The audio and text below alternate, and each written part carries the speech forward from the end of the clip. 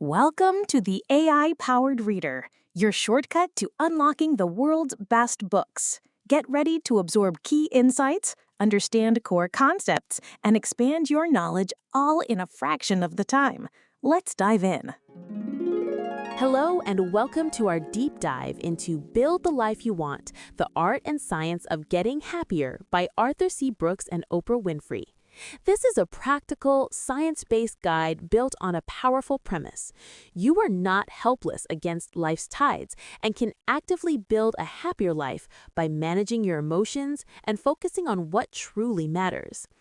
It speaks directly to those who have a good life on paper, but still find themselves struggling for happiness.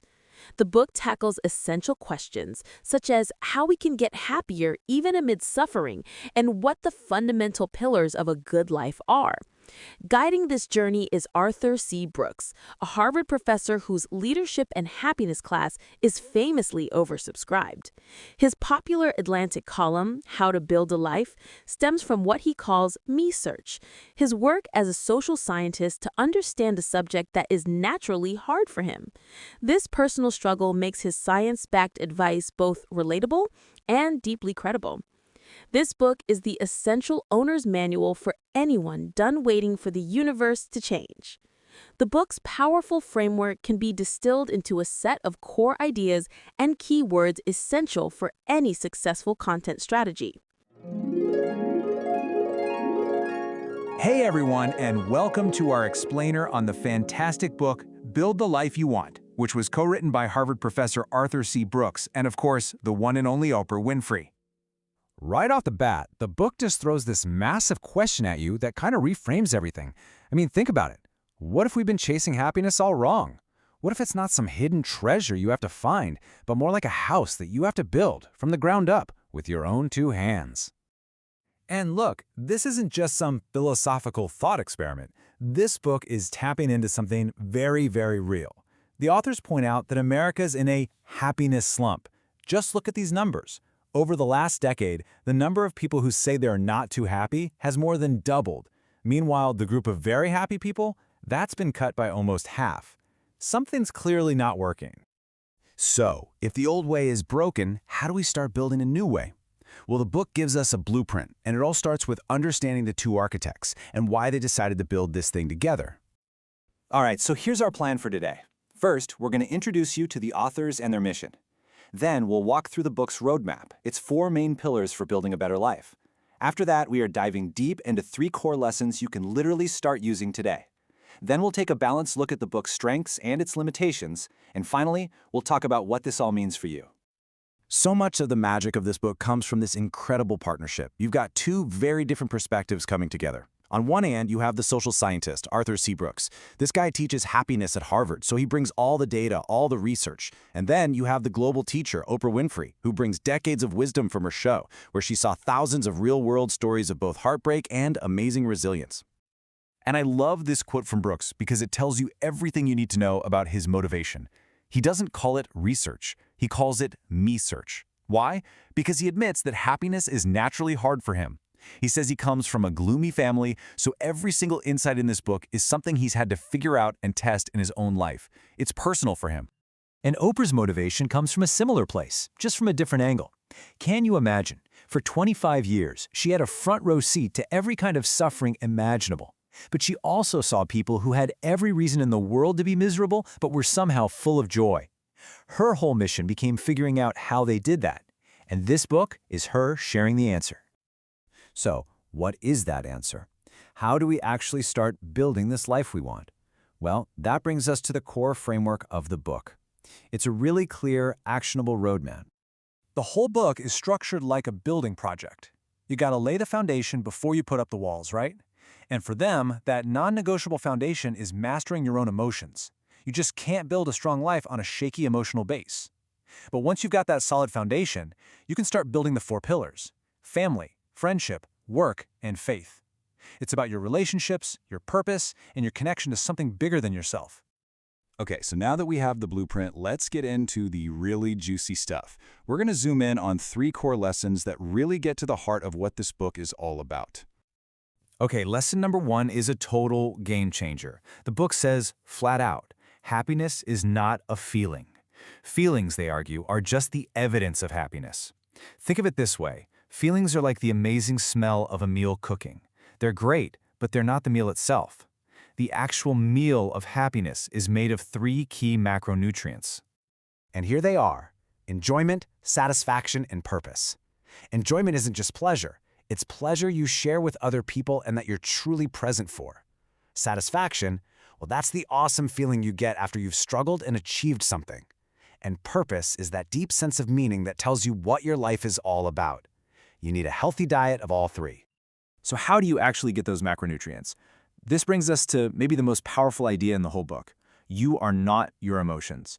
This quote says it all. Your emotions are just signals. They're like a notification popping up on your phone. They're not in the driver's seat. Your conscious brain gets to look at that notification and decide what to do next. You can see a feeling, you can notice it without letting it take over the car. So, how do you do that? How do you actually practice this in the moment when you're feeling overwhelmed? Well, the book has this brilliant, super sticky metaphor for it. Emotional caffeine. It's exactly what it sounds like. It's about intentionally giving yourself a little jolt to change your emotional state, just like you'd grab a coffee when you feel tired. It works in a really cool way. You know how caffeine literally blocks the sleepy chemicals in your brain? You can do the same thing with your emotions. Our brains are wired for negativity. It's a survival thing. But you can fight that by actively practicing gratitude. Or, instead of getting sucked into draining empathy for someone's pain, you can choose compassion, which means you feel for them, but also focus on how you can help them. It's a small shift, but it's a powerful one. Okay, this all sounds amazing, right? Super empowering. But let's be honest, is it the full story? We're going to shift gears now and take a really balanced look at what this book does incredibly well and where it might have some limitations. Okay, the number one thing this book gets right, hands down, is taking all this complicated brain science and making it actually usable. It doesn't just throw theories at you, it gives you real, concrete exercises and tools that you can use in your everyday life. A perfect example is the PANIS test you'll find in the book. It's this simple quiz that helps you figure out your emotional profile. Maybe you're a mad scientist, high in both positive and negative feelings. Or maybe you're a poet, you feel negative things really deeply. The cool thing is, it shows you that being happy doesn't mean you're never unhappy. The two can live side by side, and that's super empowering. But, and this is a big but, that laser focus on your own mindset leads to a really important critique. Is it enough?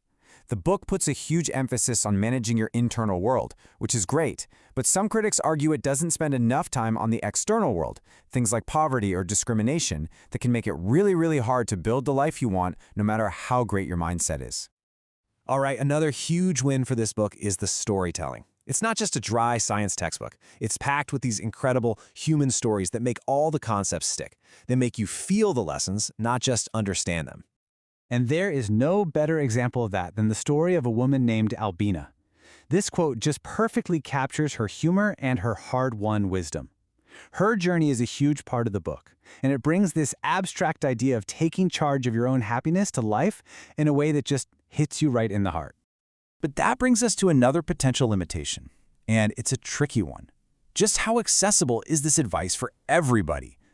The book presents these ideas as universal truths, and they are, but let's be real. If you're struggling to pay rent or put food on the table, finding the time and energy to work on building your pillars of faith and friendship might feel like a luxury you just can't afford. So, where does that leave us? We've looked at the science, the stories, the strengths, and the real-world critiques. It all comes down to this one last question. Will reading this book actually change your life? And the book's final answer is, well, that's up to you. It's your turn to pick up the tools and start building. And the book makes it really clear that this whole journey, it doesn't just end with you feeling good. It closes with this incredible piece of wisdom from Maya Angelou, which was a huge guiding light for Oprah. When you learn, teach. When you get, give. The whole point of building a happier life for yourself is so you can turn around and help someone else build theirs.